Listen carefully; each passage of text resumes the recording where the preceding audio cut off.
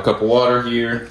You see, this beads off, which is kind of what you want. Howdy and welcome. I'm Oliver the Shoe Man, and this is part 1 of 2 where we're going to review the Chisos Cowboy boot. I'm a 5th generation shoe cobbler, which just means I spend all my days fixing and repairing, taking apart cowboy boots, dress shoes, work boots, different types of shoes. And so in this review series, what we're going to do is part 1, we're just going to take a look at them from the outside, different things I see, different things I like, what I don't like. I'm going to wear them for about 3 months, and then we're going to take them apart in our second part. We're going to take the soles off, the welts off, everything's going to come apart so we can take a closer look at the inside.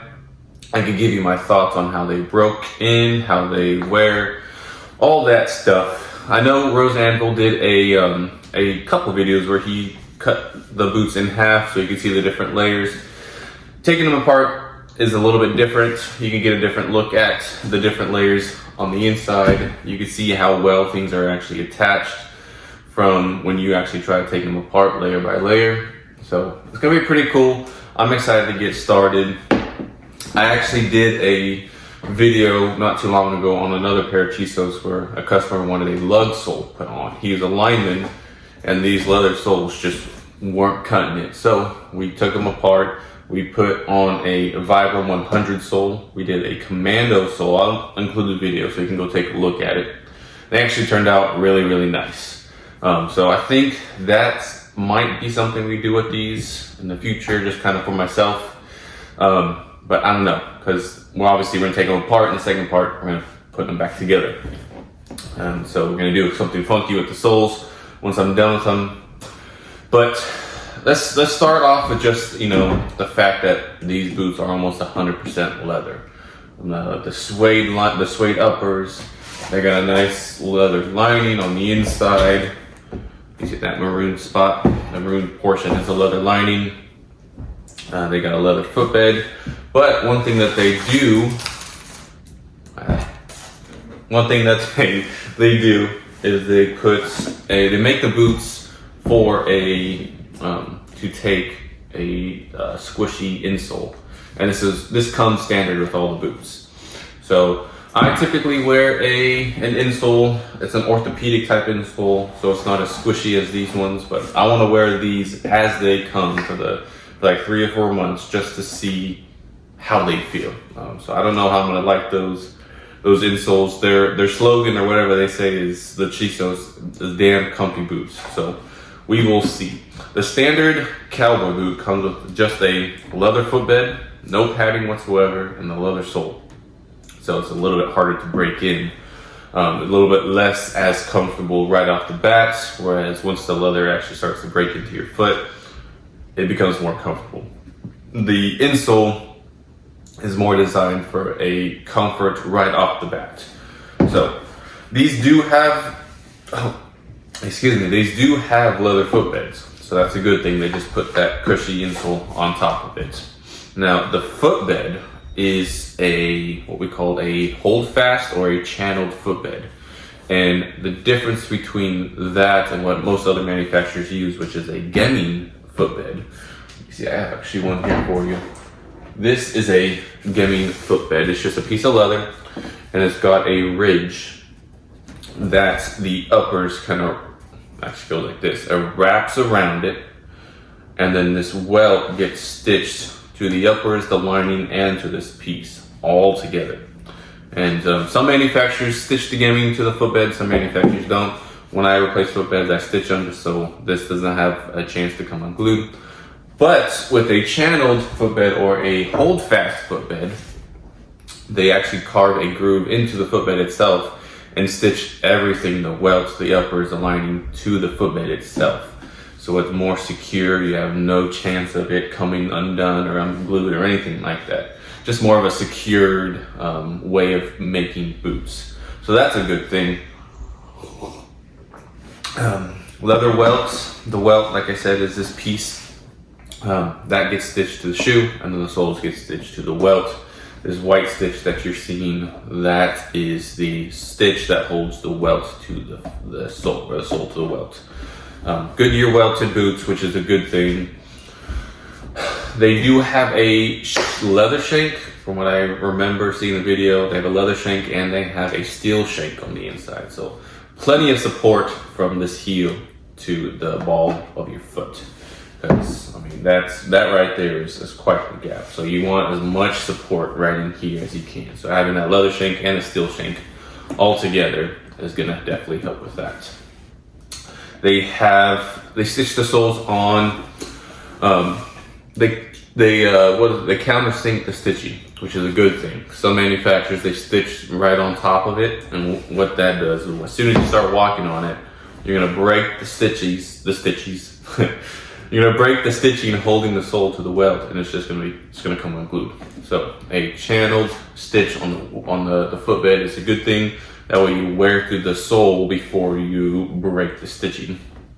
In the waist, you'll see we have lemon wood pegs and brass tacks, which is a good thing. Lemon wood pegs, they're more traditional for the cowboy boots, but sometimes they do fall out. I've seen in the past, but those brass tacks hold it in really nice, so you don't have to worry about this waist coming undone, because the welt stops right there and it goes all the way around to there, and then you just have the sole pressed up and nailed, glued to the shoe itself, and then you have what we call a heel rand, which starts right here and goes all the way around to there.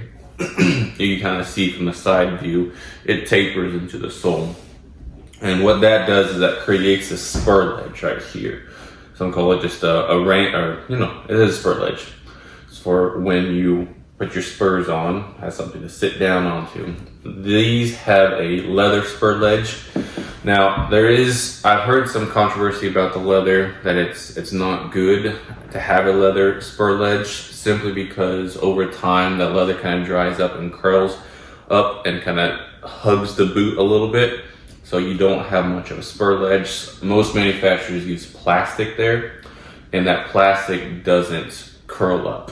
And so you maintain that nice you maintain that nice spur ledge, so you don't have to worry about getting resoled just so you can put your spurs on. Leather stacked heel bases. They got a rubber top lift. They got their signature red rubber stripe. I think this would be considered, I guess, a midsole for the heel.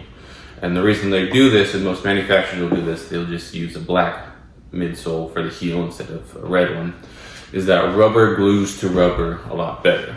And since these heels are just glued on, they first glue this red midsole, mid-heel, whatever you want to call it, on, and then they nail it to the footbed, the heel base itself. Then they glue the heel, the top lift, to that rubber piece, and so it's nice and secure, which is a good thing.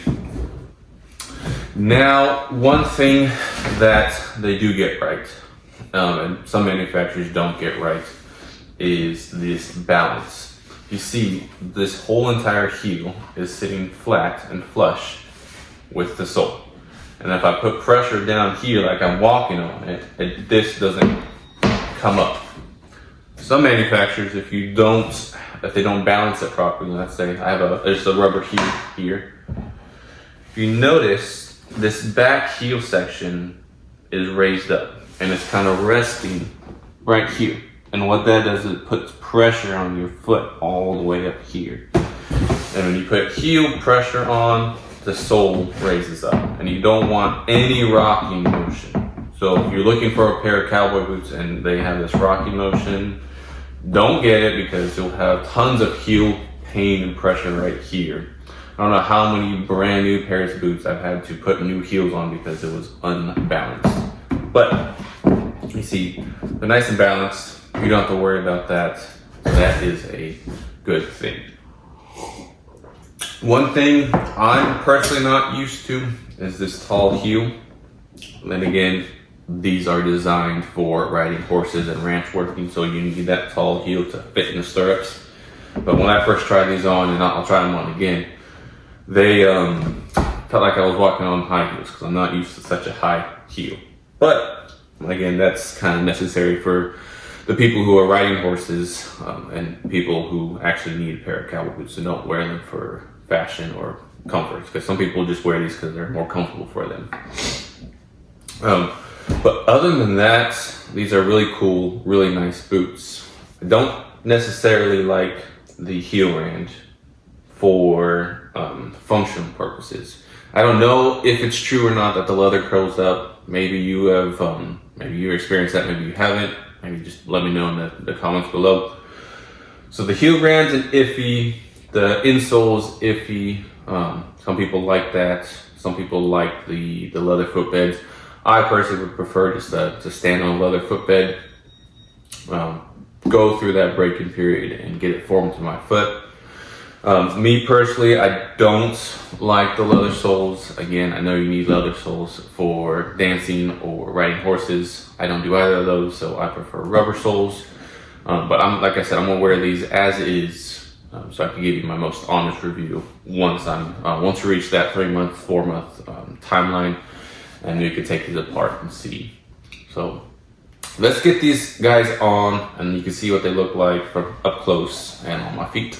Okay, so before we try them on, because these are a light colored suede, they're gonna get dirty really easily, and they get into any type of water. My goodness, it soaks it up and it takes forever to dry. So what I do with all my light colored suedes, any really suede and any color suede, any boot that you have that you don't want to really get stains on, you don't want to get soaking wet, we sell this thing called Nano Waterproofer or Protector. It's a waterproofing spray. Goes on, it doesn't change the color of the boot itself, so that's a good thing. It will get kind of darker when you spray it on the first time, so that's just because it's getting wet. And what this will do is put a layer of protectant over the suede, so that water and other liquidy type things, like if you spill whiskey or wine or whatever you're drinking on them, it won't change the color and it kind of just beads off. And I'll show you once it dries how well this stuff actually works. Once you let it dry, I think you have to let it dry for like 30 minutes, it's good to go. And I have a cup of water here. You see, just beads off, which is, you know, kind of what you want when you have a suede boots like that. So you could use this on any color suede. You could use this on smooth leathers as well. You could use it on your backpack, your bags, your jackets, your car seats. It's just got kind of a funky smell, so you gotta let it dry and air out, or do it in a well ventilated area. Okay, so once again, I am taking off my babies, my Thursday loggers. These things are so comfortable. And I'm gonna wear through another 3 months of hopefully not so bad of a break-in. This is the second review pair that I've done. The first one was the Thursday Heritage Captain that I just finished up, posted that last week.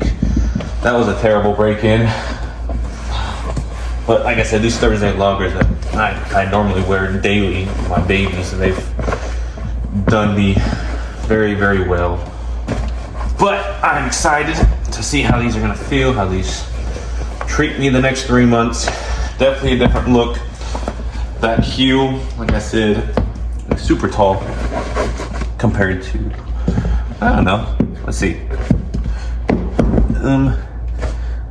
I can't really see from where I'm at. It's a little bit taller. Not too bad, I guess.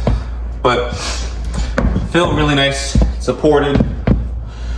I kind of feel that insole's not as chunky, or not chunky, not as cushiony as I would think, but it looks pretty good. So yeah, not too shabby. I'm kind of worried about these leather soles though, not gonna lie. I work on a hardwood floor and tile. I have a lot of slippery surfaces, but we'll see how this works. So yeah, like I said, just to recap, these boots look great from the outside. It's just a couple concerns I have. Again, that heel rand, that leather sole, and the insole, the cushy insole. That are my only two concerns. Again, that's not really a major concern. If you're riding horses, you need the leather sole, but that heel rim might, I don't know. We'll see what happens. If you'd like to get yourself a bottle of this nano waterproofer, I'll put a link in the description below. You can go get a bottle of that yourself. It works great. It saves you the headache of not having to worry so much about staining your suede or light colored leather boots. If you want to see the second part to this video, if it's not out yet, just subscribe and stay tuned for the next video. But if it is out yet, I'll have it in the description below. But again, if you're watching this and it's not out yet, it's gonna be about 3 months is what I'll wear these for, 3 to 4 months, depending on what we do next. We'll see, but a minimum of 3 months. So thank you guys so much for watching. I do greatly appreciate it. Comment what you think about these boots. If you think I was wrong about something or I missed something, let me know down below. I'm happy to see that and read that and learn. Because again, I've been fixing shoes for a while. I've taken a whole bunch of boots apart, but again, I'm not perfect and I'm still learning. So I think that wraps up this video. Like, subscribe for more comments. Thank you guys. God bless you.